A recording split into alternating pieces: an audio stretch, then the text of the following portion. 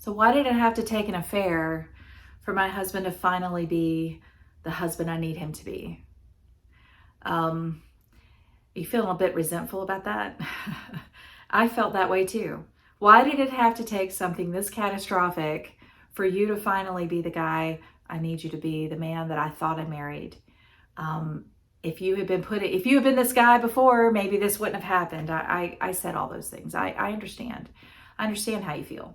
And if you're asking yourself this question and you're wondering why, and even if you're starting to feel that resentment building up, let's talk about that. So stay tuned.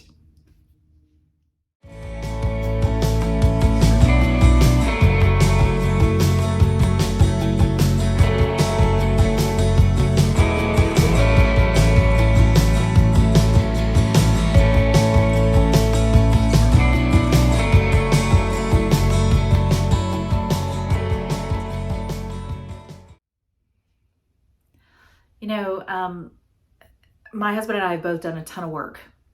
Now, of course, for me, at the time of filming this video, it's been about 12 and a half years since my first D-Day. And we've done a lot of work individually and a lot of work together to heal and mend our relationship. And our relationship is way better than it was pre-affair. So I am here to validate that good things can come out of bad things. And I'm so glad we had the opportunity to do the hard work. Now, early on, however, when he was making these changes and he was loving me and being transparent with me and kind and supportive and present and all these things, not that he wasn't that before, but not to this level. I did not feel as connected and engaged with him before the affair. We were both very busy.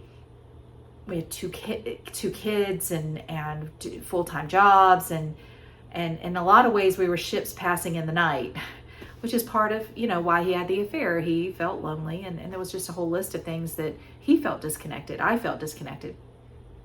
So when we were finally connected, I started to really feel kind of resentful. Why did it take this? And it wasn't just resentment towards him, actually, it was resentment toward myself. If I could have done this kind of work before, would we have had to have gone through this? Why did it take all of this for him to be the man I needed him to be? If he had this in him the whole time, why did it take this? Not to mention, if you're anything like my situation, you read the emails, the texts, you know what he was giving the affair partner. And you know that is not what he was giving you. Yes, I know. You cannot unread that stuff, can you? So if you're feeling this kind of resentment about it's like one half of you is so happy. You're finally getting your needs met. You're finally having meaningful, emotionally connected conversations. You're finally having that intimacy together. You're finally at that place you've always wanted. But the other half of you is like, why did it have to take this to get there? I get it. Okay, so let's unpack that together, shall we? Human nature, just human nature, is that change, very few people on the planet are self-motivated to positive change. Self-motivated. Most people require external motivation to change.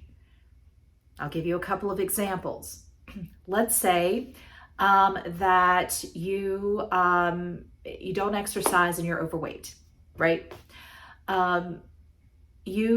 Something externally will most likely prompt you to want to change and actually make the change to lose weight. It could be that you have a health issue come up, or you're pre-diabetic, or you have a heart issue, and suddenly that external factor comes in and you're like, oh boy, I need to make a change. So that is the motivation that gets you to make a change.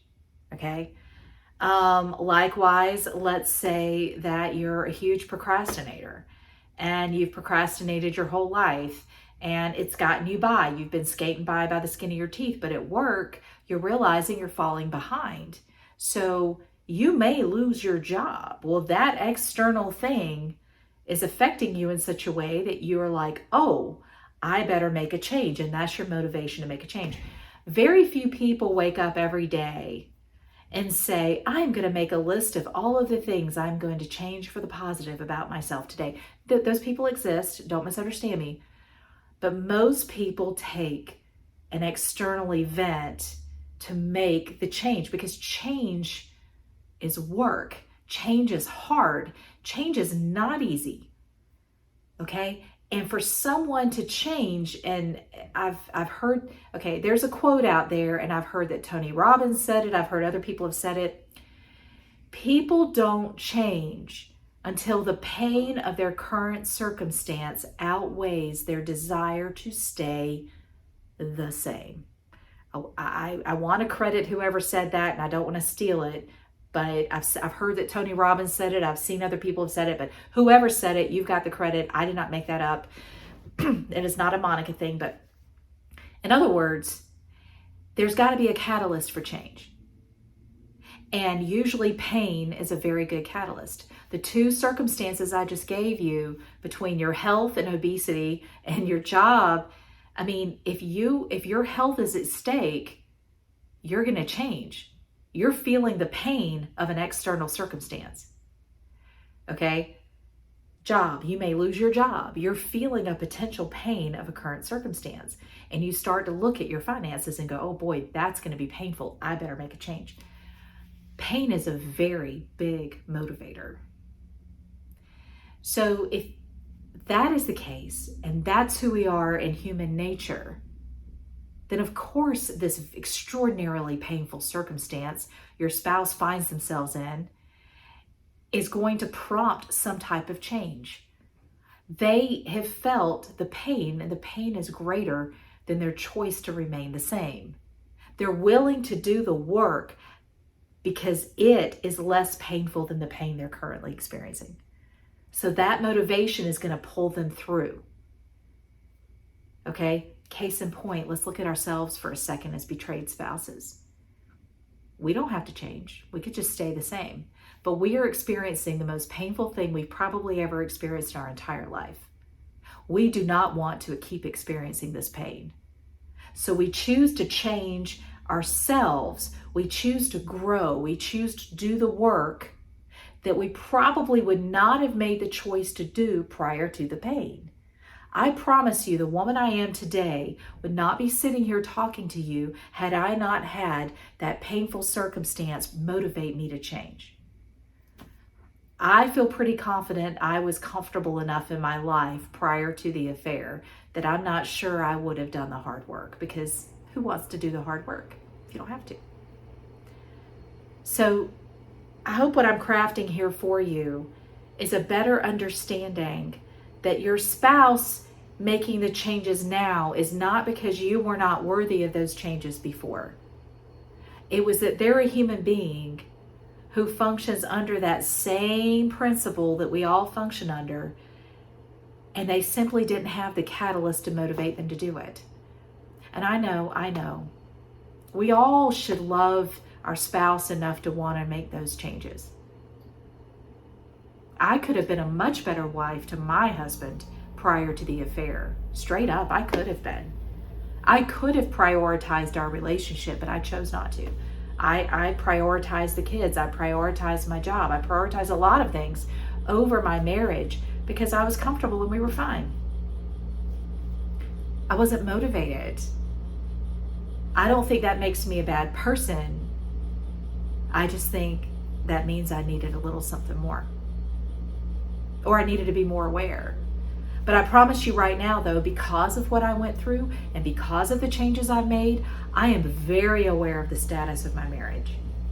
Very aware. And I am always, always, always willing to do the hard work to help make my marriage continue to be healthy, to keep doing the work as needed.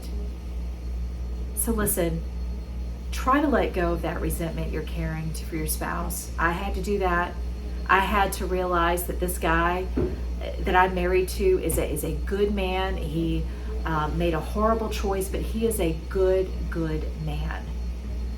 And I want to make sure that I am leaning into this marriage, and that now that he's doing the work and now that I'm doing the work, this is where we're living now. I'm not living in the past. I'm not living in what if land. I'm not living in the state of, why didn't he do that for me before? He must not have loved me. I'm living in today that, well, he loves me now. So much so that we do the work. We choose to do this every day. We have learned so much. So I hope that helps you understand a little bit more about why he's doing the work now and he may have not done it then. Okay, I hope that helps explain that a little bit to you. And listen, I know it's difficult and you may not be able to let go of that resentment overnight, but just work on it. Just start to understand, start to see it from that perspective, and see if that doesn't help you move forward in a healthier way. And if you're looking for someone to walk that journey with you, I would be happy to have a free consultation with you. There's zero obligation. That link is right below. You can click that, as well as some free resources, and to join my Facebook group. So remember, human beings are not going to change unless the pain of their current circumstance outweighs their desire to remain the same. It's just who we are.